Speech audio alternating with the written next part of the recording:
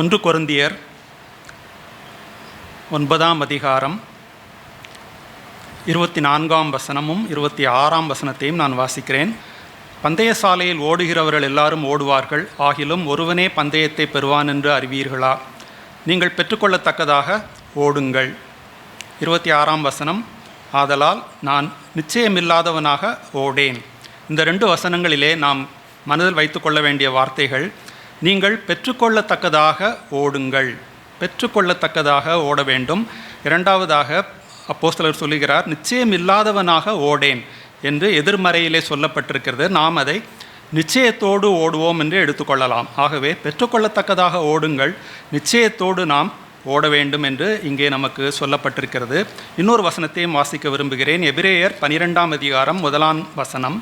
எபிரேயர் 12 1ஆம் வசனம். ஆகையால் மேகம் போன்ற இத்தனை திரளான சாட்சிகள் நம்மை சூழ்ந்து கொண்டிருக்க, பாரமான யாவற்றையும் நம்மை சுற்றி நெருங்கி நிற்கிற பாவத்தையும் தள்ளிவிட்டு விசுவாசத்தை துவக்குகிறவரும் முடிக்கிறவருமாயிருக்கிற இயேசுவை நோக்கி நமக்கு நியமித்திருக்கிற ஓட்டத்தில் பொறுமையோடே ஓடக்கடவோம். நம்மை சுற்றி நெருங்கி நிற்கிற, மிகவும் அருகாமையில் இருக்கக்கூடிய பாவம். இன்றைக்கு உலகத்திலே நாம் அப்படிப்பட்ட உலகத்திலே நாம் வாழ்கிறோம். இந்த பாவத்தையும் இந்த பாரமான யாவற்றையும் நாம் தள்ளிவிட வேண்டுமாம். பிற்பாடு நம்மளிடத்திலே விசுவாசத்தை துவக்கினவரும் அதை முடிக்கப் போகிறவருமான இயேசு கிறிஸ்துவையே நாம் நோக்கி நமக்கு நியமித்திருக்கிற ஓட்டம், ஒவ்வொருவருக்கும் ஒரு ஓட்டம் நியமிக்கப்பட்டிருக்கிறது. நமக்கு நியமித்திருக்கிற ஓட்டத்திலே நாம் பொறுமையோடே ஓடக்கடவோம் என்று இங்கே எபிரேயர் 12:1 நாம் வாசிக்கிறோம். பவுலப்போஸ்தலன் தன்னுடைய வாழ்க்கையின் இறுதியிலே, தன்னுடைய கடைசி நிருபமாகிய 2 தீமோத்தேயிலே அவர் தீமோத்தேயுவுக்கு இப்படியாய் எழுதுகிறார். 4ஆம் அதிகாரம் 7ஆம் வசனத்திலே நமக்கு தெரிந்த வசனம், நல்ல போராட்டத்தை போராடினேன், ஓட்டத்தை முடித்தேன், விசுவாசத்தை காத்து கொண்டேன். அவர் பெற்றுக்கொள்ளத்தக்கதாக ஓடினார், நிச்சயத்தோடு ஓடினார், பாரமான பாவமான யாவற்றையும் தள்ளிவிட்டு விசுவாசத்தை துவக்குகிற இயேசுவை நோக்கி பொறுமையோடு தனக்கு நியமித்த ஓட்டத்தை அவர் ஓடி முடித்ததினாலே அவர் மிகுந்த சந்தோஷத்தோடு, அவர் மரணத்தை எதிர்பார்த்திருந்தும் அவர் சொல்லுகிற வார்த்தை என்ன? நல்ல போராட்டத்தை போராடினேன், ஓட்டத்தை முடித்தேன்.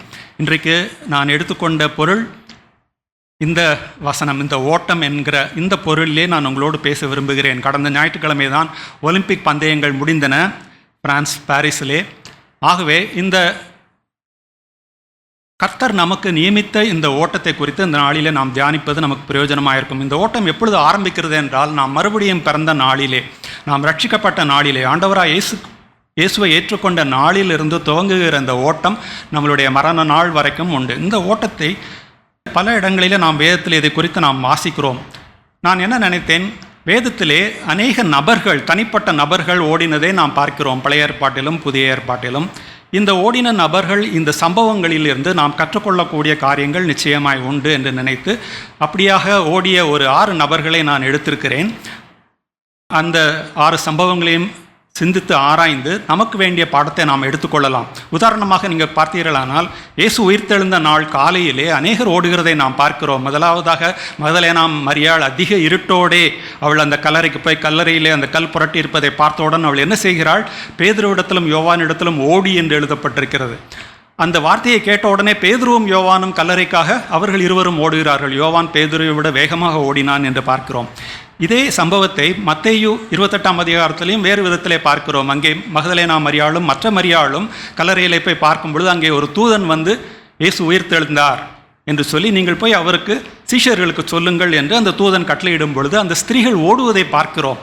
என்ன எழுதப்பட்டிருக்கிறது? அந்த 28ஆம் அதிகாரத்திலே அவர்கள் பயத்தோடும் மிகுந்த சந்தோஷத்தோடும் அந்த சீஷர்களிடத்தில் சொல்லுவதற்காக ஓடுவதை பார்க்கிறோம். அவர்கள் ஓடுகிறதை பார்த்து ஆண்டவராக இயேசு கிறிஸ்து நினைத்திருப்பார், அவர்கள் ஒருவேளை தடுக்கி விழுந்து விடலாம் என்று நினைத்து அவர்களை வழியிலே அவர் கண்டு அவர் சொல்லுகிறார், வாழ்க என்று சொல்லி அவர்களுக்கு சமாதானம் சொல்லி தான் உயிர்த்தெழுந்த ஆண்டவராய் அவர்களுக்கு காண்பிக்கிறார். இப்படியாய் ஓட்டங்களை நாம் பார்க்கிறோம்.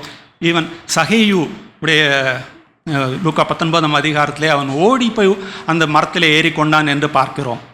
இன்றைக்கு நாம் பார்க்க போகிற 6 நபர்கள், முதல் நபர் நிச்சயமில்லாதவனாக ஓடின ஒரு மதியற்ற ஒரு தூதுவன். இரண்டாவது ஓடின, அதாவது தேவனுடைய சித்தத்திற்கு விரோதமாய் ஓடின ஒரு இளம் அடிமை பெண். இது 2வது ஓட்டம். மூன்றாவது நாம் பார்க்க போகிற ஒரு இளைஞன், அபாயத்திற்கு விரோதமாய் எதிராக ஓடுகிற அந்த ஒரு வீரமுள்ள ஒரு ஓட்டம். நான்காவதாக ஒரு முதியவர் தேவரீருக்கு பயந்தபடியினால் அவரை கனத்தை செலுத்தும்படியாய் ஓடுகிற ஓட்டத்தை பார்க்கிறோம்.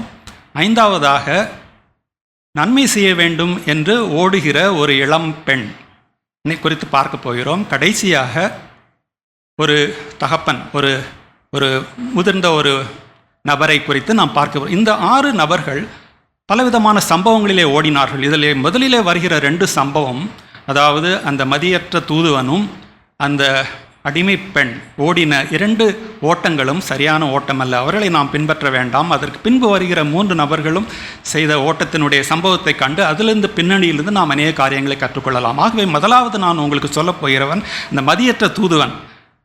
அவன் மிக வேகமாக ஓடக்கூடியவன்.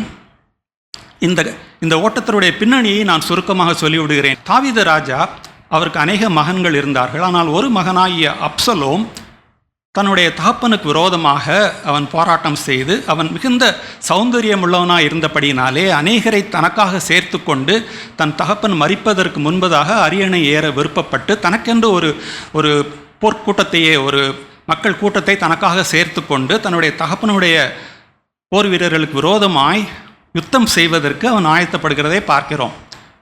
அப்பொழுது தாவீது பக்கத்திலே அவனுடைய சேனை தலைவர்கள் யார்?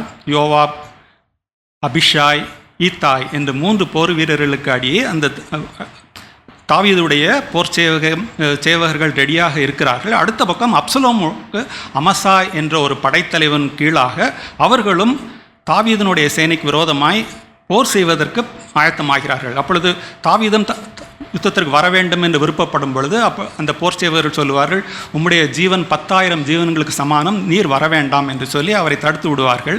அப்பொழுது தாவீது ஒரு வார்த்தை சொல்லுகிறான். அங்குள்ள தன்னுடைய போர் சேவகர்கள் அனைவருக்கும் முன்பதாக அனைவரும் கேட்கும்படி ஒரு வார்த்தை சொல்லுகிறான். நீங்கள் போய் யுத்தம் பண்ணி வென்று வாருங்கள், ஆனாலும் பிள்ளையாண்டானாகிய அப்சலோமை மெதுவாய் நடத்துங்கள் என்று அங்கே ஒரு கட்டளை பிறப்பிக்கிறான். பிள்ளையாண்டானாகிய அப்சலோமை மெதுவாய் நடத்துங்கள், ஆனால் சேனையிலே வென்று வாருங்கள் என்று. யுத்தம் நடக்கிறது.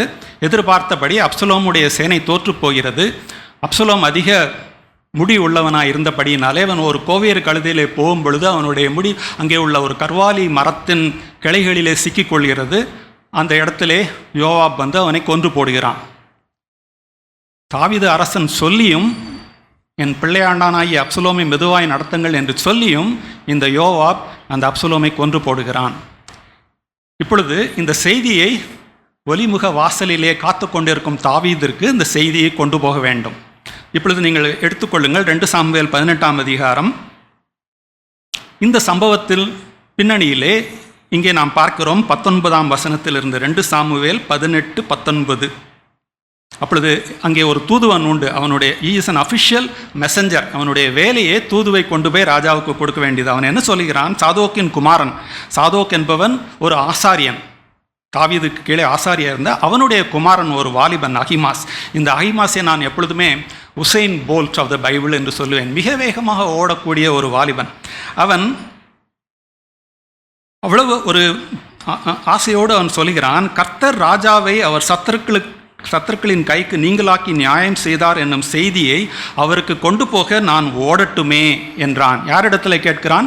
அனுமதியை கேட்பது யோவாப் இடத்துல கேட்கிறான். இவ்வளோ பெரிய ஒரு வெற்றி, நான் போய் அதை ராஜாவிடத்தில் நான் சொல்லட்டும். ஏனென்றால் அவன் கால்கள் துடித்து கொண்டிருக்கிறது, ஓடி போய் அந்த நற்செய்தியை ராஜாவிற்கு சொல்ல வேண்டும் என்று. அப்பொழுது யோவாப் அவனை நோக்கி இப்படியாய் சொல்லுகிறான். இன்றைய தினம் 20ஆம் வசனம், இன்றைய தினம் நீ செய்தியை கொண்டு போகக்கூடாது, இன்னொரு நாளிலே நீ செய்தியை கொண்டு போகலாம். ராஜாவின் குமாரன் செத்தபடியினால் இன்றைக்கு நீ செய்தியை கொண்டு போக வேண்டாம். தெளிவாக யோவாப் அந்த வாலிபனுக்கு சொல்லுகிறார், நீயே இவ்வளவு ஆசைப்படுற, நல்ல செய்தி இல்லையே சொல்வதற்கு, ராஜாவின் மகன் மரித்து போனானே, இந்த நாளிலே நீ போக வேண்டாம் என்று அவனை தடுக்க பார்க்கிறார்.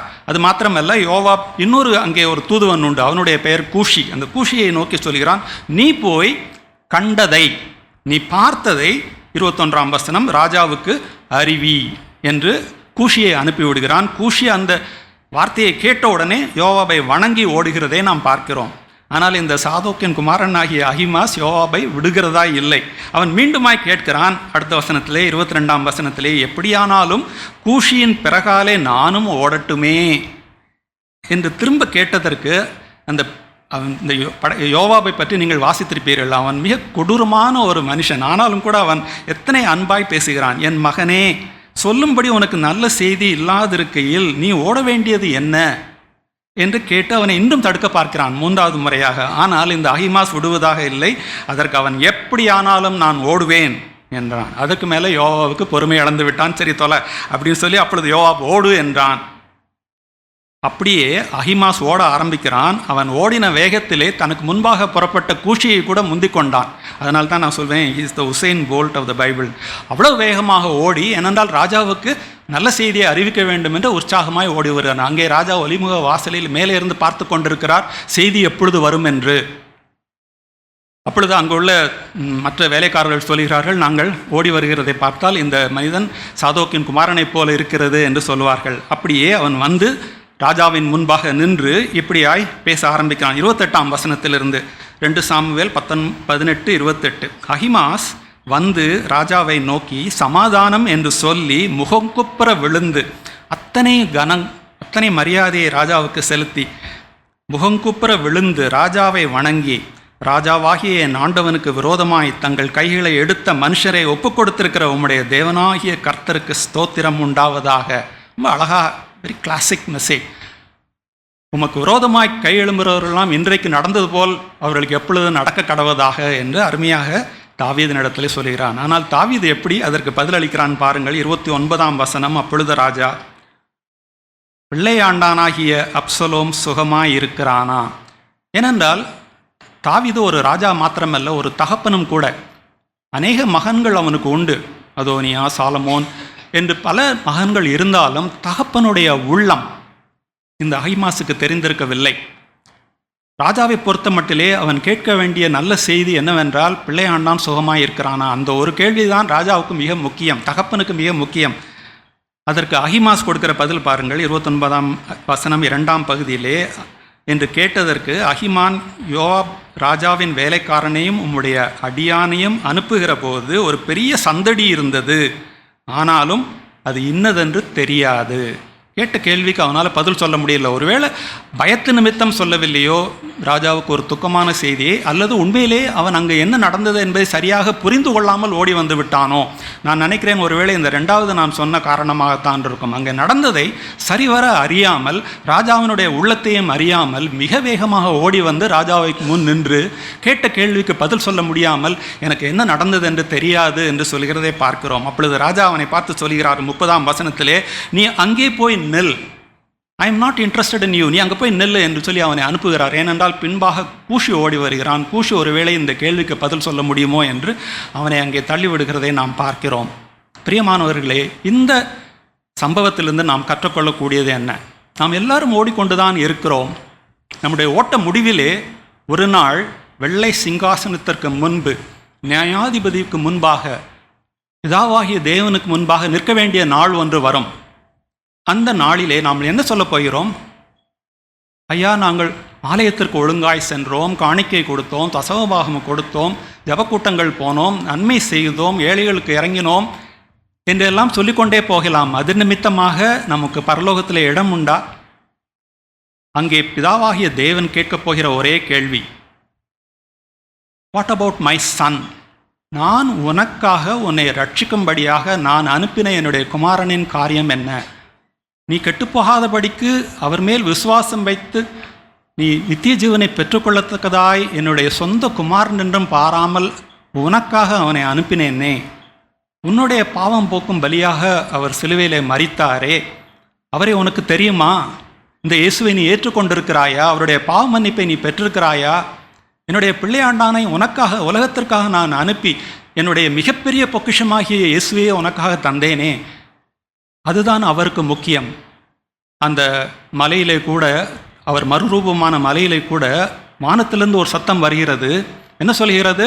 இவர் என்னுடைய நேசகுமாரன், இவருக்கு செவி கொடுங்கள், இவருக்கு செவி கொடுங்கள். இதுதான் பிதாவானவர் நம்மிடத்தில் எதிர்பார்க்கிற முக்கியமான ஒரு எதிர்பார்ப்பு. பிரியமானவர்களே, இந்த இயேசுவை நாம் ஏற்றுக்கொள்ளாமல், இந்த இயேசுவுக்கு நாம் செவி கொடுக்காமல் அந்த வெள்ளை சிங்காசன் முன் நிற்கும் பொழுது நாம் வெட்கப்பட்டு போவோம். இந்த அகிமாசை போல நாம் ஓடுகிற நோக்கத்தை அறியாமல், தேவன் நம்மிடத்தில் எதை எதிர்பார்க்கிறார் என்று அறியாமல் நாம் போய் நியாயாதிபதி முன்பு நிற்கும் பொழுது நாமும் இந்த அகிமாசை போல் நீ அங்கே போய் நில் என்று தேவன் நம்மை பார்த்து சொல்லிவிடுவார். கடந்த ஞாயிற்றுக்கிழமையிலே நம்மளுடைய தலைமை போதகர் கூட இந்த சுவிசேஷத்தை நமக்கு மிக அழகாக சொல்லிக் கொடுத்தார்கள். இந்த இயேசுவானவரை நம்மளுடைய இரட்சகராக, நம்மளுடைய பாவம் போக்கும் பலியாக ஏற்றுக்கொண்டு அவருடைய மன்னிப்பை பெற்றிருக்கிறோமா? இந்த ஒரே ஒரு குவாலிஃபிகேஷன் தான் நமக்கு வேண்டும் பரலோகத்திலே பிரவேசிப்பதற்கு. தேவன் நம்மிடத்தில் கேட்க போகிற கேள்வி இதுதான், என்னுடைய குமாரனை நான் உனக்காக அனுப்பினேன், நீ அவரை ஏற்றுக்கொண்டதுண்டா? அவர் மன்னிப்பை பெற்றதுண்டா? அவர் உன்னுடைய இரட்சகரா? அவர் உன்னுடைய வாழ்க்கையின் அதிபதியா? இதைத்தான் அவர் கேட்கப் போகிறார். நாம் இந்த இயேசுவை நாம் ஏற்றுக்கொண்டிருப்போமானால், அவருடைய பாவ மன்னிப்பை பெற்றிருப்போமானால் நம்மளுடைய ஓட்டம் அர்த்தமுள்ளதாக இருக்கும். இந்த அகிமாசை போல நாம் வெட்கப்பட்டு போக வேண்டிய சூழ்நிலை வராது. நாம் பரலோக ராஜ்யத்திற்கு போவதற்கு நமக்கு தகுதி கிடைக்கும் என்று பார்க்கிறோம். இது முதலாவதாக அகிமாஸ் ஓடின நிச்சயமில்லாத ஒரு ஓட்டம். இரண்டாவதாக நான் சொன்னது ஒரு இளம் பெண். இந்த இளம் பெண்ணை குறித்து நாம் ஆதியாகமத்திலே வாசிக்கிறோம். சுருக்கமாக அந்த கதையை சொல்லிவிடுகிறேன். ஆபிராமுக்கும் சாராவுக்கும் பிள்ளை இல்லாமல் இருந்தது. அப்பொழுது சாராவிடத்திலே ஒரு அடிமை பெண், எகிப்திலிருந்து கொண்டு வரப்பட்ட ஒரு அடிமை பெண், அவளுடைய பெயர் ஆகார். சாராள் அந்த ஆகாரை ஆபிரகாம் இடத்திற்கு அனுப்புகிறார். ஏனென்றால் அவளுக்கு பிள்ளை பிறக்கவில்லை, அவளுடைய கற்பத்தை தேவன் அடைத்து வைத்திருந்தபடியால் ஒருவேளை இந்த அடிமை பெண் மூலமாகவாது தனக்கு ஒரு பிள்ளை வரட்டும் என்று சொல்லி சாரா அனுமதிக்கிறார். அப்படியே ஆபிரகாமும் சாராவும் இணைந்தவுடன் அவர்களுக்கு அந்த ஆகார் என்ற அடிமை பெண் கர்ப்பமாகிறாள்.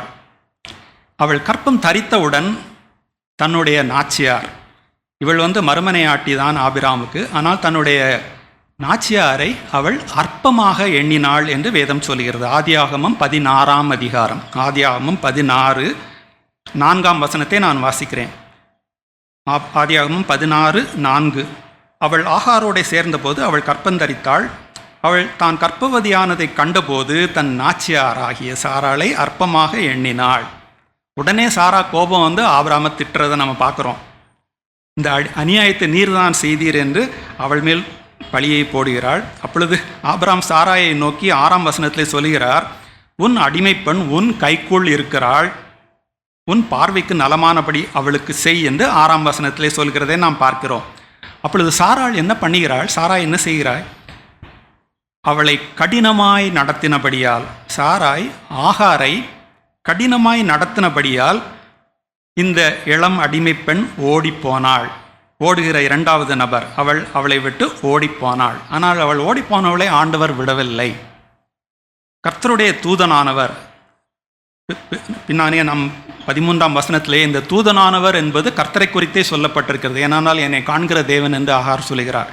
இந்த கர்த்தருடைய தூதனானவர் அவளை வனாந்தரத்திலே சூருக்கு போகிற வழி அருகே இருக்கிற நீரூற்றண்டையில் கண்டு, இந்த தேவதூதன் ஓடிக்கொண்டிருக்கிற, கற்பம் தரித்து ஓடிக்கொண்டிருக்கிற அடிமை பெண்ணாகிய ஆகாரை பார்த்து என்ன சொல்கிறார்? அதை நன்றாக கவனியுங்கள். 8ஆம் வசனம், இதுதான் மிக முக்கியமான ஒரு வார்த்தை. சாராயின் அடிமை பெண்ணாகிய ஆகாரே, எங்கே இருந்து வருகிறாய், எங்கே போகிறாய் என்று கேட்டார். வேதத்திலே தேவன் அநேக மனிதர்களை அவர்கள் பெயர்களை சொல்லி கூப்பிடுகிறதை நாம் பார்க்கிறோம். ஒரு விசை 2 விசை கூட பெயர்களை சொல்லி கூப்பிடுகிறதை நாம் பார்க்கிறோம். ஒருவேளை தகப்பனுடைய பெயரை சொல்லி, யோனாவின் குமாரனாகிய சீமோனே என்னிடத்தில் அன்பாயிருக்கிறாயாக, மிஞ்சு போனால் தகப்பன் பெயரை சொல்லி கேட்பார், அல்லது அவருடைய பெயரை சொல்லி கூப்பிடுகிறார். இந்த இடத்திலே தான் வித்தியாசமான ஒரு விதத்திலே ஒரு நபரின் பெயர் கூறப்படுகிறது. ஈசாயின் அடிமை பெண்ணாகிய ஆகாரே. ஏன் அப்படி சொல்லணும்? அவள் பேர் ஆகார் தானே, ஏன் இதை சேர்த்து சொல்ல வேண்டும்? இங்கே தான் ஒரு ஆழமான சத்தியம் இருக்குன்னு நான் விசுவாசிக்கிறேன். எங்கே போகிறாய், எங்கே ஓடுகிறாய்? அப்பொழுது அவள் உண்மையை ஒப்புக்கொண்டுகிறாள். நான் நாச்சியாராகிய சாராயை விட்டு ஓடிப்போகிறேன் என்றாள். அப்பொழுது தூதன் அவளை பார்த்து சொல்லுகிறான், நீ உன் நாச்சியார் அண்டைக்கு திரும்பி போய் அவள் கையின் கீழ் அடங்கியிரு என்றார். நாம் கற்றுக்கொள்ள வேண்டிய ஒரு முக்கியமான பாடம் இங்கே உண்டு பிரியமானவர்களே. அடிக்கடி நாமும் இந்த அடிமை பெண் செய்ததை நாம் செய்ய நினைக்கிறோம், செய்ய விளைகிறோம், செய்து கொண்டே இருக்கிறோம். கர்த்தர் நமக்கு நியமித்த இடத்தை விட்டு, குடும்பத்தை விட்டு, அப்போஸ்தலர் 17 பவுலப்போஸ்தலன் சொல்கிறார், நம்மளுடைய எல்லைகளை எல்லாம் அவர் முன் குறித்திருக்கிறார், தனிமையானவர்களுக்கு வீடு வாசல் ஏற்படுத்துகிறார் என்று சங்கீதம் 68 வாசிக்கிறோம். ஆகவே நமக்கு கர்த்தர் ஒரு குடும்பத்தை நியமித்திருக்கிறார். நாம் பிறந்த குடும்பம், நாம் புகுந்த குடும்பம் என்னும் கூட எடுத்துக்கொள்ளலாம். எல்லா சூழ்நிலையும், நாம் வேலை பார்க்கிற நிறுவனம், பள்ளி, கல்லூரி, கம்பெனி, எல்லா இடத்தையும் கர்த்தர் நமக்காக நியமித்து அங்கே நம்மை வைத்திருக்கிறார்.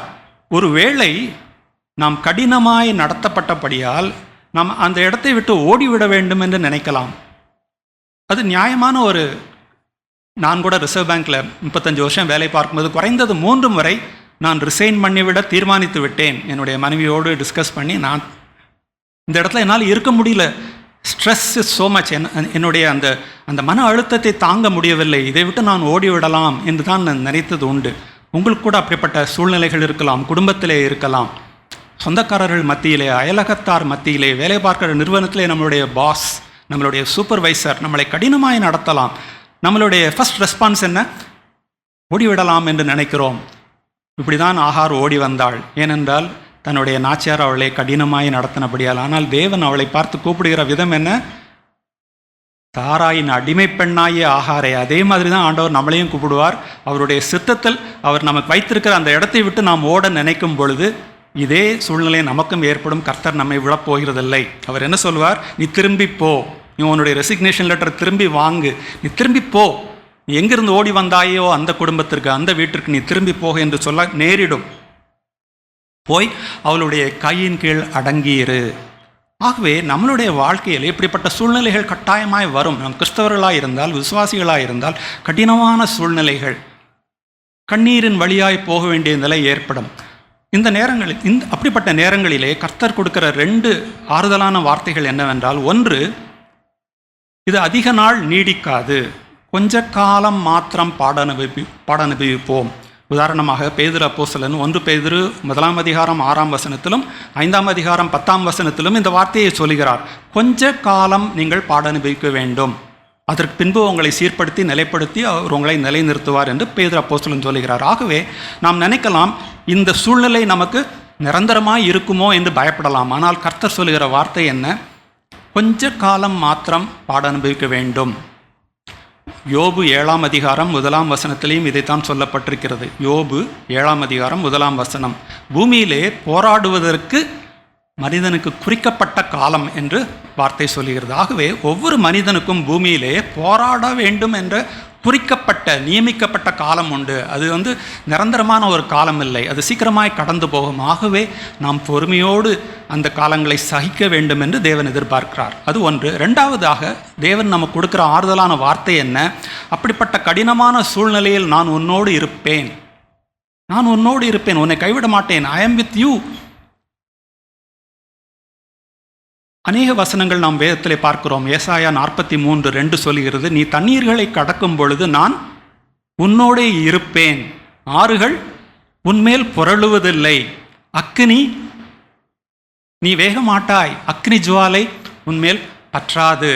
நீ அக்னியில் நடக்கும்போது வேகாதிருப்பாய், அக்னி ஜுவாலை உன் பேரில் பற்றாது. அதில் முக்கியமாக நமக்கு ஆறுதல் தர வேண்டிய வார்த்தை என்ன? அது முதல்ல சொல்லப்பட்டிருக்கிறது. நீ தண்ணீர்களை கடக்கும் பொழுது, நீ கடினமான சூழ்நிலை வழியாய் போகும் பொழுது நான் உன்னோடு இருப்பேன், நான் உன்னோடு இருப்பேன். அதைத்தான் ஏசாயா 41:10 அவர் சொல்லுகிறார். பயப்படாதே, நான் உன்னோடு இருக்கிறேன், பயப்படாதே, நான் உன்னோடு இருக்கிறேன் என்று சொல்லி அவர் நம்மை தைரியப்படுத்துகிறார் இருக்கிறார். இன்னொரு வசனம் கூட நான் உங்களுக்கு சொல்ல விரும்புகிறேன். சங்கீதம் 34:19 நமக்கு தெரிந்த வசனம். சங்கீதம் 34:19, நீதிமான்களுக்கு வரும் துன்பங்கள் அநேகமாயிருக்கும், அவைகள் எல்லாவற்றிலும் நின்று அவனை விடுவிப்பார். தமிழில் நம்ம எப்படி எழுதியிருக்கணும்னா, அவைகள் எல்லாவற்றிலும் இருந்து அப்படின்னு ஒரே வார்த்தையாக வந்திருக்கணும். அவைகள் எல்லாவற்றிலும் இருந்து அவனை விடுவிப்பார் என்று தான் வந்திருக்கணும். ஆனால் நம்மளுடைய தமிழ் எப்படி எழுதப்பட்டிருக்கிறது பரிசுத்த வேதாகமத்திலே, அவைகள் எல்லாவற்றிலும் தேவன் நின்று உன்னை விடுவிப்பார். He will be with me in my trouble, என்னோடு நிற்பார். அதுதான் சாத்ராக், மேஷாக், ஆபேத்நேகோ அவர்கள் அக்னி ஜுவாலையிலே போடப்பட்ட பொழுது, அந்த அக்னி தாளிலே போடப்பட்டிருக்கும் பொழுது ஆண்டவர் மேலிருந்து ஒரு கட்டளை கொடுத்திருக்கலாம். ஆனால் தேவகுமாரனே அந்த மூவரோடு அந்த அக்னியிலே உலாவுவதை அந்த பாபிலோன் ராஜா பார்ப்பதை நாம் பார்க்கிறோம். ஆகவே கடினமான சூழ்நிலை ஒன்று, அதிக நாள் இருக்காது, சீக்கிரத்திலே கடந்து வருவோம். 2வது, அப்படிப்பட்ட நாட்களிலும் அவருடைய கிருபை, அவருடைய இரக்கம், அவருடைய பிரசன்னம் நம்மோடு இருக்கும். அதுவே நம்மை தைரியப்படுத்த வேண்டும். ஆகவே தவறாக ஓடின 2 பேரை நாம் பார்த்து விட்டோம். இன்பு நல்ல முறையிலே ஓடின, நாம் கற்றுக்கொள்ள வேண்டிய சில ஓடின நபர்களும் உண்டு. 3வது நாம் பார்க்க போகிறது ஒரு இளைஞன். இந்த சம்பவத்திற்குடைய பின்னணி எப்படி என்றால், பெலிஸ்தருக்கும் இஸ்ரவேலருக்கும் விரோதமாய் அவர்கள் யுத்த வீரர்கள் அணிவகுத்து நிற்கிறார்கள். அவர்களுக்கு நடுவே ஒரு பள்ளத்தாக்கு. இந்த பக்கம் பெலிஸ்தருடைய சேனை, இந்த பக்கமுடைய இஸ்ரவேலுடைய சேனைகள் இருக்கிறார்கள். அவர்கள் யுத்தம் ஆரம்பிப்பதற்கு முன்பதாக அங்கே என்ன நடக்கிறது? பெலிஸ்தரிலிருந்து ஒரு மாபெரும் பெரிய வீரன், ஆங்கிலத்தில் ஜாயண்ட் என்று சொல்லப்பட்டிருக்கிறது, 9 அடி உயரம் உள்ள ஒரு வீரன் வந்து அங்கே பள்ளத்தாக்கில் நின்று இஸ்ரவேல் மக்களை பார்த்து அங்கே ஒரு பெரிய சவால் கொடுக்குறான். என்ன சவால்? நாம் ஏன் அவ்வளோ பேரும் சண்டை போடணும்? உங்களிலேருந்து ஒருவனை நீங்கள் தெரிந்து கொண்டு என்னோடு யுத்தத்திற்கு அனுப்புங்கள். நாங்கள் 2 பேரில் யார் ஜெயிக்கிறோமோ அந்த பக்கம்தான் வெற்றி. அதாவது நான் ஜெயித்தேனானால் நீங்களெல்லாம் எங்களுக்கு அடிமைகளாவீர்கள், உங்களுடைய பிரதிநிதி வெற்றி பெற்றால் நாங்களெல்லாம் உமக்கு அடிமையாகுவோம் என்று சொல்லி அவன் இஸ்ரவேலுடைய இராணுவத்தை நிந்தித்தான். இந்த சரித்திரத்தை நீங்கள் வீட்டில் போய் முழுவதுமாய் வாசிங்கள். மிக அழகான ஒரு சரித்திரம். 1 சாமுவேல் 17ஆம் அதிகாரத்திலே சொல்லப்பட்டிருக்கிறது. இது எத்தனை நாட்கள் நடந்தது? அதாவது அந்த வீரன் வந்து முன்னாலே நின்று இந்த சவாலை விட்ட உடனே இஸ்ரவேல் மக்கள் கலங்கி போனார்கள் என்று வேதம் சொல்லுகிறது. அவன் எத்தனை நாள் இதை செய்தான்? 40 நாள் காலையிலும் மாலையிலும் வந்து இதே சேலஞ்ச், இதே சவாலை இஸ்ரவேல் மக்களை பார்த்து சொல்லுகிறான். இராணுவங்களை நிந்திக்கிறான். இந்த மக்கள் பயந்து ஓடுகிறதை தான் பார்க்கிறோம். ஒருவன் சவுல், அவருடைய ராஜா சவுல் முதற்கொண்டு கடைசி மகன் ஒருத்தன் கூட அந்த கோலியாத் முன்னால் நிற்க முடியாத ஒரு சூழ்நிலை. அப்பொழுதுதான் நம்மளுடைய ஹீரோ ஓடின அந்த வாலிப இளைஞன் அங்கே அந்த இராணுவத்திற்குள்ளாய் வந்து நடக்கிறதை பார்க்கிறான். தன்னுடைய சகோதரர்களை பார்க்க வேண்டும் என்று தகப்பனால் அனுப்பப்பட்ட இந்த இளைஞன் பெயர் தாவீது, நமக்கு தெரியும். அவன் அங்கே இராணுவத்திலே அந்த கூடாரங்களில் இருக்கும் பொழுது அவன் கவனிக்கிறான். ஒரு நாளிலே கோலியாத் வந்து தன்னுடைய அதே வார்த்தைகளை மீண்டும் சொல்வதை தாவீது கேட்கிறான் முதல் முறை. உடனே தாவீதுடைய ரெஸ்பான்ஸ் பாருங்கள். 1 சாமுவேல் 17ஆம் அதிகாரம் 26ஆம் வசனம். 1 சாமுவேல் 17:26 2ஆம் பகுதியை மட்டும் நான் வாசிக்க விரும்புகிறேன். ஜீவனுள்ள தேவனுடைய சேனைகளை நிந்திக்கிறதற்கு விருத்த சேதனம் இல்லாத இந்த பெலிஸ்தன் எம்மாத்திரம் என்றான். 40 நாள் அவன் நிந்தித்தான். சவுல் முதற்கொண்டு மற்ற மக்களுக்கு அதை பற்றி கவலையே இல்லை. அவங்க பயந்து ஓடி போனாங்க. இங்கே வருகிறான் ஒரு இளைஞன். அவன் சொல்லுகிறான், இந்த விருத்த சேதனம் இல்லாத பெலிஸ்தன் ஜீவனுள்ள தேவனுடைய சேனைகளை நிந்திக்கிறதுக்கு அவன் எம்மாத்திரம் என்று துணிச்சலாய் கேட்கிற ஒரு இளைஞன், ஒரு தைரியமுள்ள கர்த்தருடைய பிள்ளை. அப்பொழுது அவனை சவுல் இடத்துல கொண்டு போகிறார்கள். இங்கே வந்து ஒருத்தன் தைரியமாக பேசுகிறானேன்னு கொண்டு போய் அவனை சவுல் ராஜா இடத்துல விடுறாங்க. சவுல் ராஜா, நீ இளைஞனாக இருக்கேன், அவன் வந்து இஸ் அ சீசன்டு ஃபைட்டர், நீ அவர்கள் முன்பு போய் உன்னால் யுத்தம் செய்ய முடியாதே என்று சவுல் தடுக்க பார்க்கிறான். பிற்பாடு தன்னுடைய கேடகம், தன்னுடைய அந்த ஆபரணம் எல்லாம் அவன் கரத்திலே கொடுத்து அவன் போட்டு பார்க்கிறான். 38ஆம் வசனம். சவுல் தாவீதுக்கு தன் வஸ்திரங்களை உடுவித்து வெண்கலமான ஒரு சீராவை அவன் தலையின் மேல் போட்டு ஒரு கவசத்தையும் அவனுக்கு தரிப்பித்தான். ஆனால் அதெல்லாம் அவனுக்கு ஒத்து வரவில்லை. அதன் மேல் அவனுக்கு விருப்பம் இல்லை. அது பழக்கம் இல்லாததினால் அவன் அதை விட்டுவிட்டான். அவன் எடுத்துக்கொண்டது என்ன? ஒரு தடியையும் 5 கூழாங்கற்களையும் ஒரு கவனையும் மாத்திரம் எடுத்துக்கொண்டு அந்த பெலிஸ்தனோடு யுத்தம் செய்ய போகிறான். அதுவரை பெலிஸ்தனை பார்த்து ஓடின சேனை வீரர்கள் எல்லாரும் மிகுந்த ஆர்வத்தோடு என்ன நடக்கப் போகிறது என்று பார்க்கிறார்கள். அப்பொழுது இந்த இளைஞன் வருகிறதை பார்த்து இந்த மாவீரன் என்ன சொல்கிறான்? 45ஆம் வசனம், இல்லை 43லேருந்து நான் வாசிக்கிறேன். 1 சாமுவேல் 17:43. பெலிஸ்தன் தாவீதை பார்த்து, நீ தடிகளோடு என்னிடத்தில் வர நான் நாயா என்று சொல்லி அவன் தன் தேவர்களை கொண்டு தாவீதை சபித்தான். அநேக நேரம் மற்றவர்கள் நம்மை சபிக்கும் போது நம்ம பயப்பட வேண்டிய அவசியமே இல்லை. அவன் சபித்தான், ஆனால் தாவீதுக்கு என்ன நடந்தது? ஒன்றுமே நடக்கலை. ஒரு பிரமிக்கத்தக்க ஒரு வெற்றியை தான் நாம் பார்க்கிறோம். மற்றவர்கள் சபிப்பதை குறித்து நாம் கவலைப்பட வேண்டாம். 44ஆம் வசனம். பின்னும் அந்த பெலிஸ்தன் தாவீதை பார்த்து, என்னிடத்தில் வர நான் உன் மாம்சத்தை என்னிடத்தில் வா, நான் உன் மாம்சத்தை ஆகாயத்து பறவைகளுக்கும் காட்டு மிருகங்களுக்கும் கொடுப்பேன் என்றான். இப்பொழுது தாவீது கொடுக்கிற பிரதி உத்தரம், அவனுடைய பதிலை நீங்கள் பாருங்கள். இது முக்கியமான ஒரு வசனம். 1 சாமுவேல் 17:45. அதற்கு தாவீது பெலிஸ்தனை நோக்கி, நீ பட்டயத்தோடும் ஈட்டியோடும் கேடகத்தோடும் என்னிடத்தில் வருகிறாய். நானோ நீ நிந்தித்த இஸ்ரவேலுடைய இராணுவங்களின் தேவனாகிய சேனைகளுடைய கர்த்தரின் நாமத்தினாலே உன்னிடத்தில் வருகிறேன். இந்த பக்கம் கோலியாத் வீரன், அவனிடத்தில் கேடகம் உண்டு, ஈட்டி உண்டு, பட்டயம் உண்டு. இந்த பக்கத்திலே இளைஞன் தாவீது அவன் கையிலே இருக்கிற 5 கூழாங்கற்களும் கவனை குறித்தும் அவன் சொல்லவே இல்லை. அது அவனுடைய ஆயுதம் அல்ல. அவன் தரித்திருக்கிற ஆயுதம் என்ன? இதை நாம் நன்றாக கவனித்துக் கொள்ள வேண்டும். தாவீது இடத்துல இருந்த ஆயுதம் என்ன? எந்த ஆயுதத்தை கொண்டு அவன் கோலியாத்தை தோற்கடித்தான் என்று பார்த்தால் அவன் மிக தெளிவாக சொல்கிறான், நான் வருகிறது என்னுடைய கவட்டையும் என்னுடைய 5 கல்லையும் எடுத்துக்கொண்டு வரவில்லை. நீ நிந்தித்த இஸ்ரவேலுடைய இராணுவங்களின் தேவனாகிய சேனைகளுடைய கர்த்தரின் நாமத்தினாலே உன்னிடத்தில் வருகிறேன். ஆகவே இங்கே தாவீது கரத்திலே கொடுக்கப்பட்ட அல்லது தாவீது எடுத்துக்கொண்ட ஒரே ஆயுதம் கர்த்தரின் நாமம். 5 கற்கள் அல்ல, அந்த கவட்டை அல்ல. அவன் கடவுளுடைய நாமத்திலே, கர்த்தரின் நாமத்திலே அவன் வருகிறபடியினாலே அவனுக்கு அந்த தைரியம் வருகிறது. அவன் அந்த பெலிஸ்தனை நோக்கி எதிர்கொண்டு போகிறான். அவன் பட்டயம் இருக்கலாம், கேடகம் இருக்கலாம், ஈட்டியும் இருக்கலாம். ஆனாலும் கூட என்னிடத்தில் இருக்கிற கர்த்தரின் நாமம் அதைவிட வல்லமை உள்ளது அவன் நன்றாக அறிந்திருந்தான். ஆகவே நாம் வாசிக்கிறோம் 48ஆம் வசனம், அப்பொழுது அந்த பெலிஸ்தன் எழும்பி தாவீதுக்கு எதிராக கிட்டி வருகையில் தாவீது தீவிரமாய் அந்த சேனைக்கும் அந்த பெலிஸ்தனுக்கும் எதிராக ஓடினான். இதுவரை 40 நாள் காலையிலும் மாலையிலும் அந்த பெலிஸ்தன் வந்து நிற்கும் பொழுது புறமுதுகிட்டு ஓடின சவுலும் அவனுடைய சேனைகளும் ஒரு பக்கம், இங்கே ஒரு இளைஞன் தன்னம் தனியாக அந்த பெலிஸ்தருடைய சேனைகளுக்கும் இந்த வீரனுக்கும் எதிராக அவன் ஓடுகிறான். ஓடி அவனை கொல்லுகிறதை நாம் பார்க்கிறோம். அங்கே ஒரு மாபெரும் வெற்றி அடைகிறது. காரணம் என்ன? தாவீது தன் கரத்திலே எடுத்துக்கொண்ட ஆயுதம். அது என்ன ஆயுதம்? கர்த்தரின் நாமம். பிரியமானவர்களே, நாம் அந்த ஆயுதத்தை கையில் வைத்திருக்கிறோமா? எல்லா சூழ்நிலையிலும் அதுவே நம்முடைய முக்கியமான ஒரு ஆயுதம், நமக்கு கட்டாயம் வேண்டும். நீதிமொழிகளில் நாம் வாசிக்கிறோம், கர்த்தருடைய நாமம் பலத்த துருகம். அது ஒரு கிரிட்டிக்கல் வெப்பன்.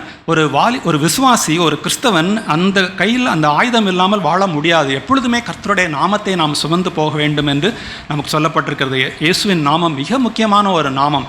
அப்போஸ்தலர் 4ஆம் அதிகாரத்திலே அந்த பிணியாளி சுகப்பட்டதை குறித்து பேதுரு அந்த பிரதான ஆசிரியர்களுக்கு சொல்லும்பொழுது சொல்லுகிறான், இயேசுவின் நாமமே இவனுக்கு சுகத்தை தந்தது, நாங்கள் அல்ல, எங்களுடைய சுய பக்தியினாலாவது சுய சக்தியினாலாவது அல்ல, இயேசுவின் நாமமே இந்த பிணியாளி, அவன் பிறந்த நாள் முதல் கொண்டு அவன் வியாதியாக இருந்தான், வியாதி படுக்கையில் இருந்தான், சப்பானியாக இருந்தான், இந்த சப்பானியை சுகமாக்கினது இயேசுவின் நாமம் என்று சொல்லி அப்போஸ்தலர் 4:12 நமக்கு தெரிந்த வசனம். நாம் ரட்சிக்கப்படுவதற்கு நமக்கு கொடுக்கப்பட்ட ஒரே நாமம் எந்த நாமம்? இயேசு என்ற நாமம் தவிர வேறு எந்த நாமமும் நமக்கு இல்லை என்று அங்கே பவுலப்போஸ்தலன் அங்கே பேதுரு சொல்கிறதை பார்க்கிறோம். அப்படிப்பட்ட அந்த நாமத்தை நாம் கையிலே வைத்திருக்கிறோமா? சங்கீதம் 20:1 சொல்லுகிறது, அவருடைய நாமம் நமக்கு உயர்ந்த அடைக்கலம். அந்த நாமம் நமக்கு எப்பொழுதுமே நமக்கு வெற்றியை தரும். அந்த நாமத்தை நம்ம சுமந்து போகும் பொழுது நமக்கு விரோதமாய் வரக்கூடிய சவால்கள், பிரச்சனைகளை நாம் தவிர்க்க முடியும். இதை நாம் பழக்கப்படுத்தி கொள்ள வேண்டும். இயேசுவின் நாமம் மிக அவசியம் என்று இந்த 3வது நபரின் ஓட்டத்திலிருந்து பார்க்கிறோம். 4வதாக நாம் பார்க்க வேண்டிய ஒரு நபர் மிகவும் முதியவர். மிகவும் முதியவர் என்றால் அவருக்கு வயது 99. இவர் என்ன செய்கிறார்?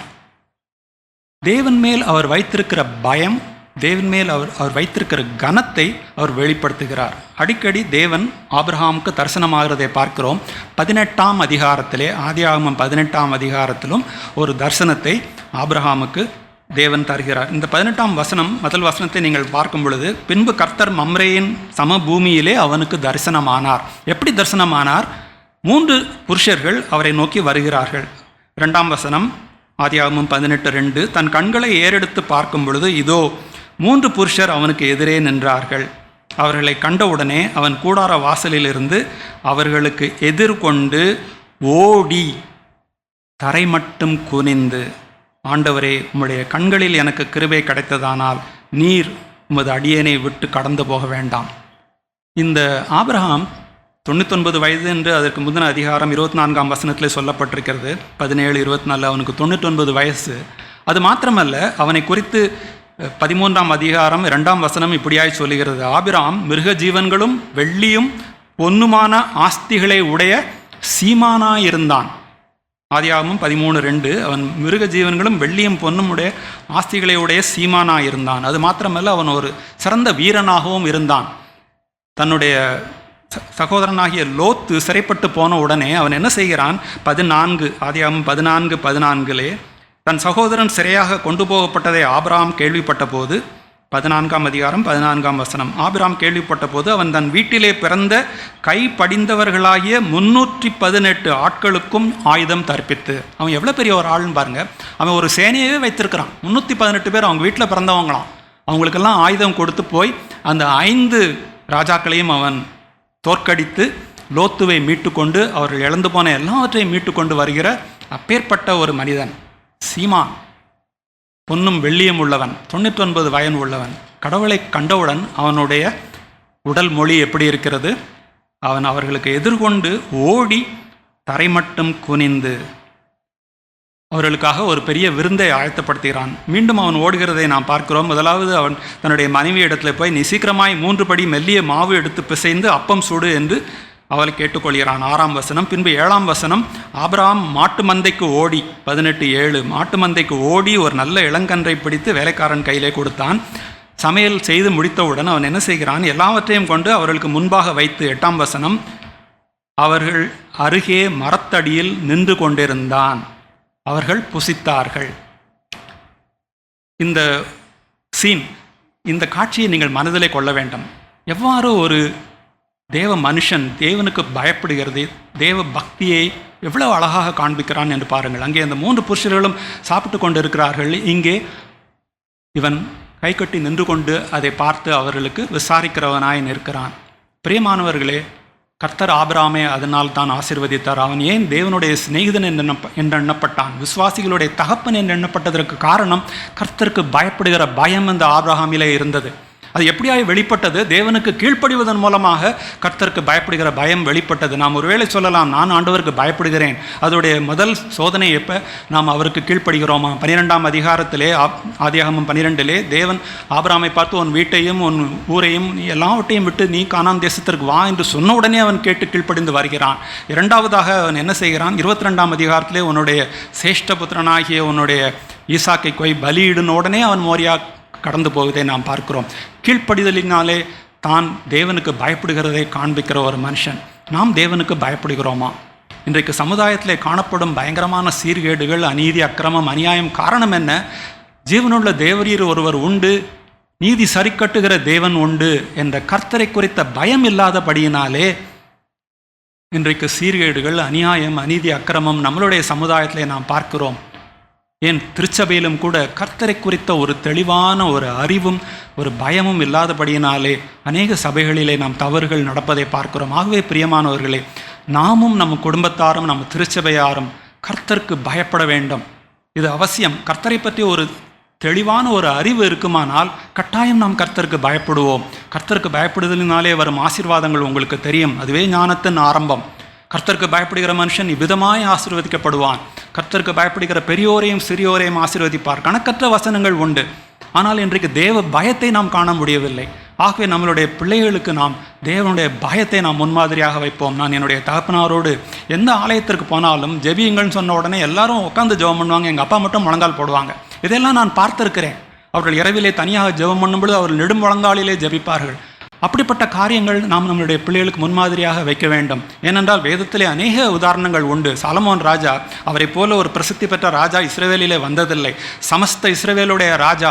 அவன் என்ன செய்கிறான்? அந்த ஆலயம் கட்டி முடிக்கப்பட்ட உடனே சபையார் எல்லாருக்கும் முன்பாகவும் அவன் எல்லாருக்கும் தெரியும்படி முழங்கால் படியிட்டு தன் கைகளை உயர்த்தி ஜெபிப்பதை நாம் நாளாகமத்திலே வாசிக்கிறோம். அப்படிப்பட்ட ஒரு சாலமோன் ராஜா முழங்கால் பட்டியிட்டு ஜெபிக்கும் பொழுது நாம் எம்மாத்திரம் பிரியமானவர்கள். அது மாத்திரமல்ல, தானியேலை எடுத்துக்கொள்ளுங்கள். 6ஆம் அதிகாரம் 10ஆம் வசனம். 3 வேளையும் ஜன்னல்களை திறந்து வைத்து மற்றவர்கள் பார்க்கும்படியாய் முழங்கால் படியிட்டு ஜெபித்த தானியேலை பார்க்கிறோம். கர்த்தர் ஆசீர்வதிக்கிறார். ஏன்?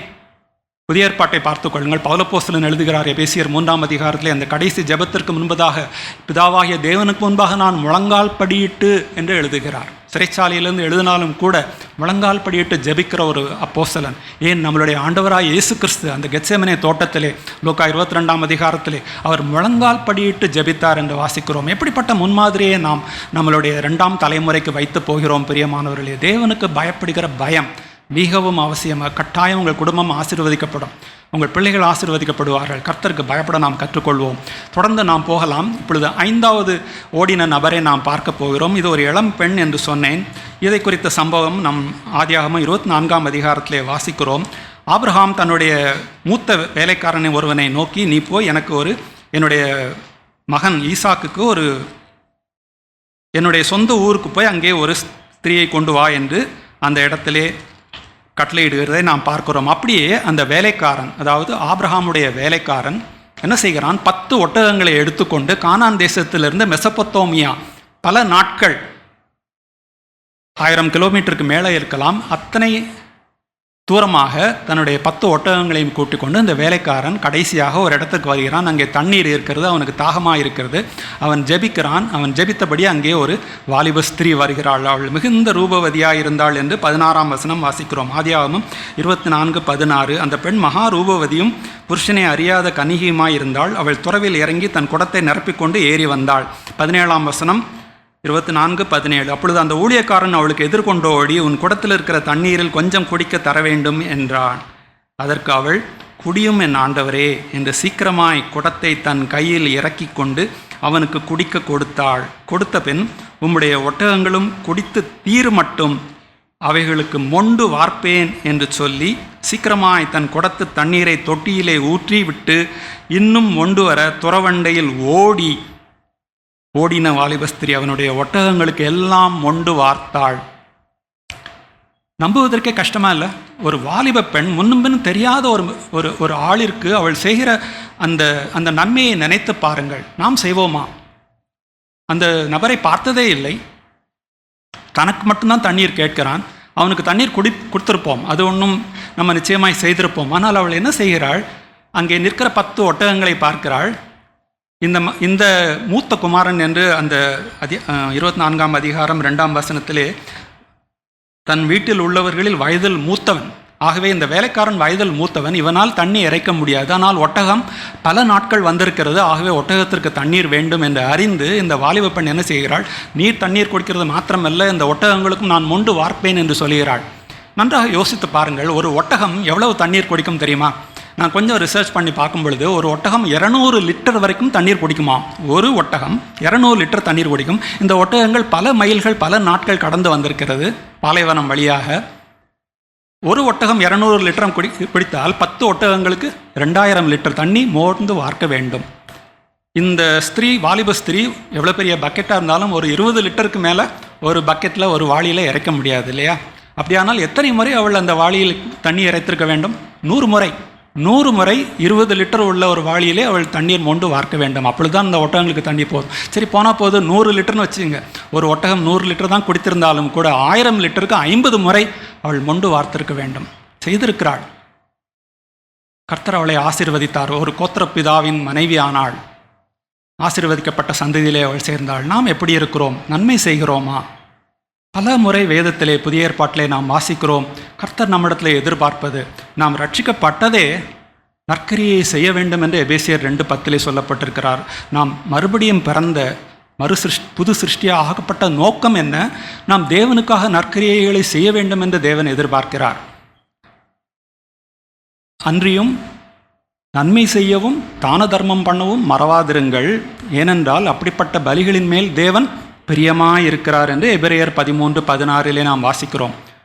2 தெசலோனிக்கேயர் 3:13 சொல்கிறது, நீங்கள் நன்மை செய்கிறதிலே சோர்ந்து போகாமல் இருங்கள். அதாவது இந்த வாரம் நான் ஒரு நன்மை செய்துட்டேன், இன்னைக்கு போதும், இன்னும் அடுத்த வாரம் பார்த்துக்கலாம் அப்படின்னு இல்லை.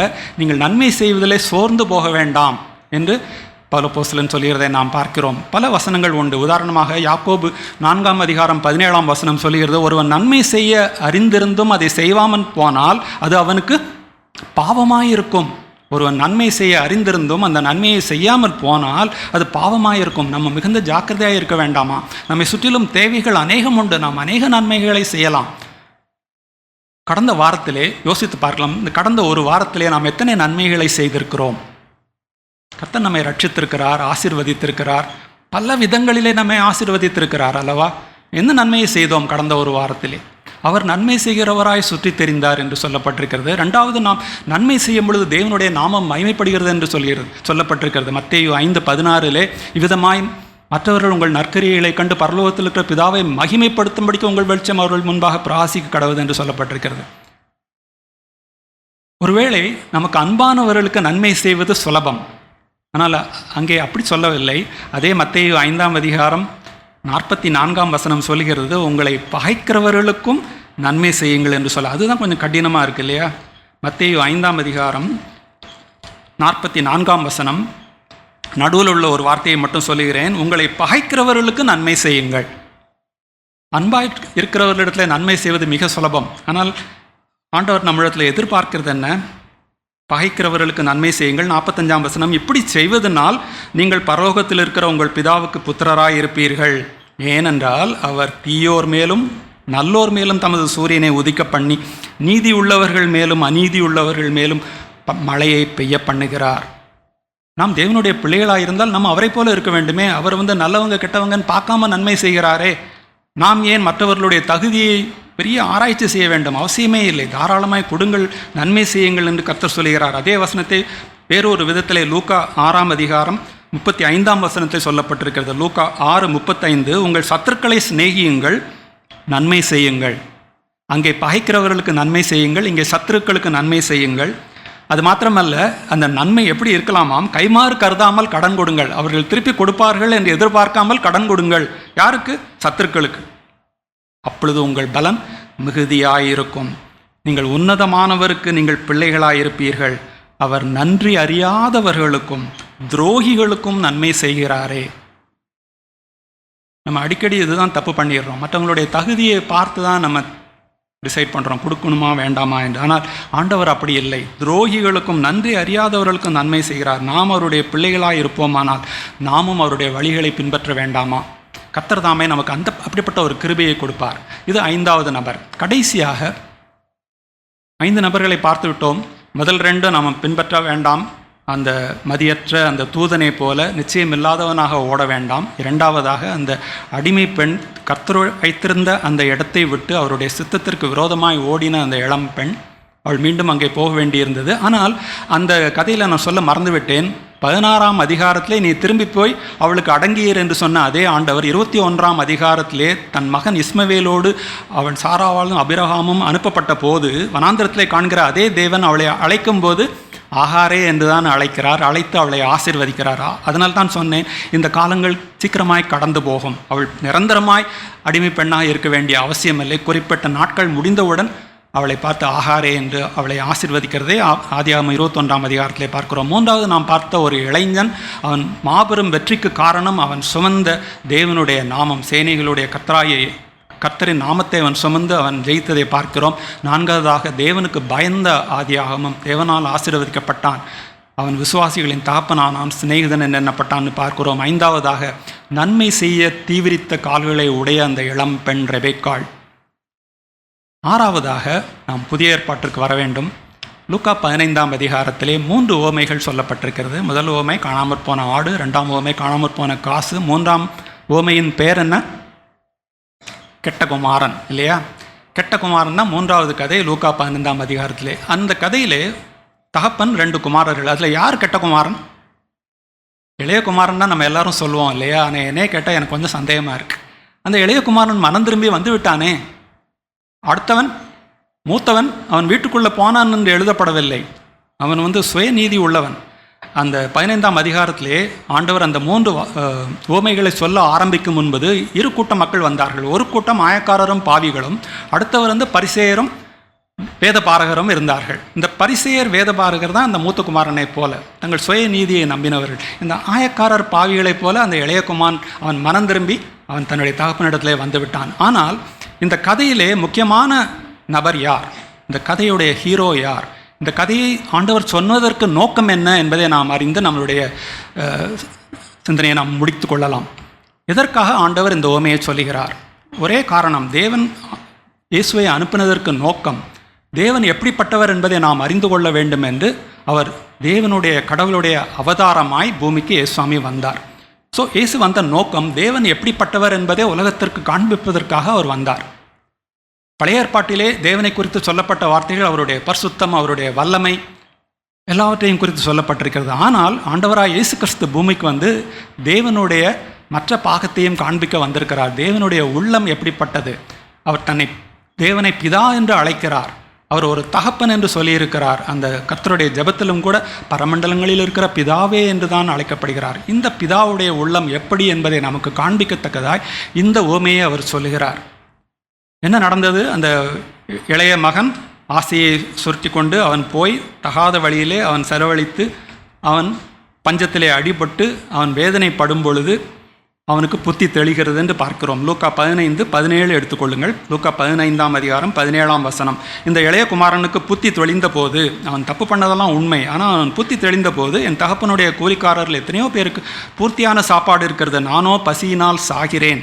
நான் எழுந்து என் தகப்பனிடத்திற்கு போய், தகப்பனே, பரத்துக்கு விரோதமாகவும் உமக்கு முன்பாகவும் பாவம் செய்தேன். இனிமேல் உம்முடைய குமாரன் என்று சொல்லப்படுவதற்கு நான் பாத்திரன் அல்ல. உம்முடைய கூலிக்காரரில் ஒருவனாக என்னை வைத்துக்கொள்ளும் என்பேன் என்று சொல்லி 20ஆம் வசனம், எழுந்து புறப்பட்டு தன் தகப்பனிடத்தில் வந்தான். அவன் தூரத்தில் வரும்போதே அவனுடைய தகப்பன் அவனை கண்டு மனதுருகி ஓடி அவன் கழுத்தை கட்டிக்கொண்டு முத்தம் செய்தான். நினைத்து பாருங்கள் பிரியமானவர்களே, அந்த தகப்பனுக்கு வயது ஏறக்குறைய என்ன மாதிரி இருக்கணும். ஒருவேளை ரோட்டில் ஓடுனா என்னை பார்த்து மற்றவர்கள் என்ன நினைப்பார்கள்? ஆனால் இந்த தகப்பனுடைய உள்ளம், தன்னுடைய ஆஸ்தியெல்லாம் அவன் அழித்து போட்டான். அவன் திரும்பி வருகிற பொழுது அவன் மகன் மாதிரியே இல்லை, அவன் ஏதோ ஒரு பிச்சைக்கார பையன் மாதிரி இருந்திருக்கலாம். ஆனால் அவருடைய தகப்பனுடைய உள்ளத்தை எவ்வளோ அழகாக ஆண்டவராக இயேசு கிறிஸ்து நமக்கு சொல்லியிருக்கிறார். அவன் தூரத்தில் வரும்போதே, அப்படியானால் அவன் கண்கள் அந்த ரோட்டை பார்த்து கொண்டே இருக்கிறது. எப்பொழுது என் மகன் திரும்பி வருவான் என்று காத்து கொண்டிருக்கிறார். எப்பொழுது அவன் மனம் திரும்பி வருகிறானோ அதற்கு மேல் அவரால் தாங்கிக் கொள்ள முடியவில்லை. Is emotions over come. அப்பொழுது அவன் என்ன செய்கிறார்? அவனை கண்டு மனதுருகி ஓடுகிறான். அதற்கு மேல் அவன் நின்று அவன் வரட்டும் வீட்டுக்குன்னு எதிர்பார்க்கல, அவன் ஓடுகிறார். ஓடி மேபி தெரு முனையிலே அவன் கழுத்தை கட்டி கொண்டு அவனை முத்தம் செய்தான். அதுதான் நாம் தொழுது கொள்ளுகிற நம் தேவனுடைய உள்ளம். நமக்காய் பரிதபிக்கும், நமக்காய் மனதுருகம், ஓடி வந்து நம்மை அணைத்து கொள்கிற தேவனையாக்கும் நாம் தொழுது கொள்ளுகிறோம். அவன் அவனுடைய டயலாகெல்லாம் சொல்ல முற்படுகிறான். ஆனால் ஒரு வார்த்தை சொல்வதற்கு முன்பதாக அவனுடைய தகப்பன் நிறுத்தி விடுகிறான். உம்முடைய கூலிக்காரரில் ஒருவனாக என்னை வைத்துக்கொள்ளும் என்று சொல்வதாக நினைத்து கொண்டு வந்தான். அங்கே சொல்வதற்கு இடம் கொடுக்கவில்லை அந்த தகப்பன். அதற்கு முன்பதாக அவன் என்ன செய்கிறான்? இவனுக்கு உயர்ந்த வஸ்திரத்தை கொண்டு வந்து இவனுக்கு கொடுத்துங்கள். இதெல்லாம் கலத்தி போட்டு அவனுக்கு உயர்ந்த வஸ்திரம், நீதியின் வஸ்திரம் அவனுக்கு கொடுக்கப்படுகிறது. அவன் கைக்கு மோதிரம், கால்களுக்கு பாதரட்சை, கொடுத்த கன்றை கொண்டு வந்து அடியுங்கள், நாம் புசித்து சந்தோஷமாக இருப்போம் என்று அங்கே ஒரு பெரிய கொண்டாட்டத்தை அங்கே ஆரம்பிக்கிறது. அத்தனை சந்தோஷம். ஒரு பாவி மனம் திரும்பி வருகிறது நம் தேவனுக்கு அத்தனை சந்தோஷத்தை கொடுக்கிறது. ஆகவே இந்த நாளிலும் கூட நமக்கு அந்த ஒரு நிச்சயம் உண்டா? நான் மனம் திரும்பி தேவன் எனக்கு இயேசுவின் மூலம் தருகிற ரட்சிப்பை, பாவ மன்னிப்பை நான் பெற்றிருக்கிறேனா? ஏசாயாவிலே நாம் வாசிக்கிறோம் 1ஆம் அதிகாரம் 18ஆம் வசனம், வழக்காடுவோம் வாருங்கள், come let settle the matter. ஆங்கிலத்திலே அப்படியாய் சொல்லி, வழக்காடுவோம் வாருங்கள், உங்கள் பாவங்கள் சிவேரென்றிருந்தாலும் உறைந்த மழையைப் போலாகும், உங்கள் பாவம் இரத்தாம்பர சிவப்பாயிருந்தாலும் அவைகள் பஞ்சை போல வெண்மையாகும் என்று ஆண்டவர் உங்களை கூப்பிடுகிறார். எப்பேற்பட்ட பாவம் செய்திருந்தாலும், ஒரே பாவத்தை துணிகரமாய் செய்திருந்தாலும் கூட, இன்றைக்கு தேவனிடத்திலிருந்து வருகிற வார்த்தை, தகப்பன் நம்மை அழைக்கிறார். நாம் திரும்பி வரும்பொழுது அவர் மனதுருகுகிறவராய் நம்மை ஓடி அணைத்து நம்முடைய பாவங்களை மன்னித்து நம்மை மீண்டுமாய் ஏற்றுக்கொண்டு நாம் இழந்து போன எல்லாவற்றையும் திரும்பி தந்த நம்மை ஆசீர்வதிக்க அவர் காத்து கொண்டிருக்கிறார். ஆகவே கர்த்தருடைய பந்தி நமக்காக ஆயத்தப்பட்டிருக்கிறது. இந்த பந்தியில் சேருவதற்கு முன்பதாக நம்மை ஆயத்தப்படுத்திக் கொள்வது எப்படி? நம்மளுடைய பாவங்களை உணர்ந்து நாம் மனம் திரும்பி அவரிடத்தில் அறிக்கையிட்டு அவர் அனுப்பின இரட்சகராகிய இயேசுவை நாம் ஏற்றுக்கொள்ளும் பொழுது அந்த ரட்சிப்பின் நிச்சயத்தோடு அவருடைய சரீரம் நமக்காக நொறுக்கப்பட்டது, அவருடைய வெளியேறப்பட்ட இரத்தம் நமக்காக சிந்தப்பட்டது கல்வாரியிலே, அந்த உணர்வோடு, அந்த நன்றியுள்ள இருதயத்தோடும் விசுவாசத்தோடும் மனத்தாழ்மையோடும் அவருடைய பந்தியிலே நாம் சேர்வதற்கு அழைக்கப்பட்டிருக்கிறோம். கர்த்தர் அப்படிப்பட்ட ஆசீர்வாதத்தை நம்ம ஒவ்வொருவருக்கும் தருவாராக. நாம் கண்களை மூடி ஒரு நிமிஷம் ஜெபிக்கலாம். எங்களை நேசிக்கிற எங்கள் அன்பின் பிதாவே, இந்த நாள் காலையிலும் உம்முடைய வார்த்தையின் மூலமாக நீர் எங்களோடு பேசியிருக்கிறீர். ஆண்டவரே, எங்களுடைய வாழ்க்கையின் அநேக காரியங்களை நீர் எங்களுக்கு வெளிப்படுத்தி இருக்கிறீர். ஆண்டவரே, நாங்கள் அவைகளை ஏற்றுக்கொள்ள எங்களுக்கு கிருபை செய்யும். நிச்சயம் உள்ளவர்களாய் நாங்கள் ஓட, ஆண்டவரே, தகப்பனின் உள்ளத்தை அறிந்தவர்களாய் நீர் அனுப்பின நம்முடைய குமாரனாகிய பிள்ளையாண்டானாகிய இயேசுவை ஏற்றுக்கொண்டவர்களாக எங்கள் ஓட்டத்தை ஓடி முடிக்க கிருபை செய்யும். தகப்பனே, நீர் எங்களை வைத்திருக்கிற கடினமான சூழ்நிலையை விட்டு நாங்கள் ஓடிவிட நினைக்காமல் நீர் எங்களோடு இருக்கிறபடியினாலே கொஞ்ச காலம் பாட அனுபவிக்க எங்களுக்கு வேண்டிய உம்முடைய கிருபையும் பலனையும் தாரும். ஆண்டவரே, எப்பொழுதுமே தாவீதைப் போல ஆண்டவரே, நாங்கள் உம்முடைய நாமத்தை சுமந்து ஆண்டவரே, எங்களுக்கு எதிராக ஏற்படக்கூடிய பிரச்சனைகளை சமாளிக்க எங்களுக்கு உம்முடைய பலனை தாரும். அந்த தைரியத்தை எங்களுக்கு தந்தரலும். உம்முடைய நாமமே எங்களுக்கு துருகமாய் இருக்கட்டும் சுவாமி.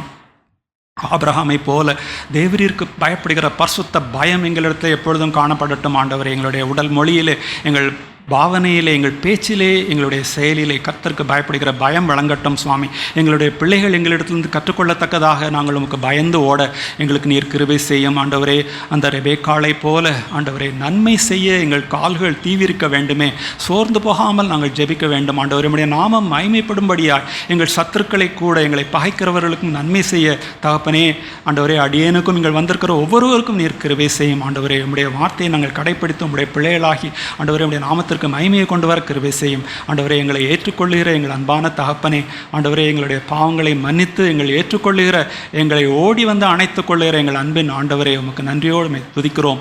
இப்பொழுதும் ஆண்டவரே, உம்முடைய பிரசன்னம் எங்களோடு இருக்க, தொடர்ந்து உம்முடைய ஆராதனை எங்களுக்கு ஆசீர்வாதமாக இருக்க, உம்முடைய நாமம் மகிமைப்பட எங்களை ஒப்புக் கொடுத்து நாங்கள் ஜெபிக்கிறோம். எங்கள் ஜெபத்தை கேட்டதற்காய் நன்றி செலுத்துகிறோம். இந்த நன்மைகள் யாவற்றையும் ஆண்டவரும் இரட்சகருமாய் இயேசு கிறிஸ்துவின் நாமத்திலே தாழ்மையோடு வேண்டிக் கொள்கிறோம் பிதாவே. ஆமென்.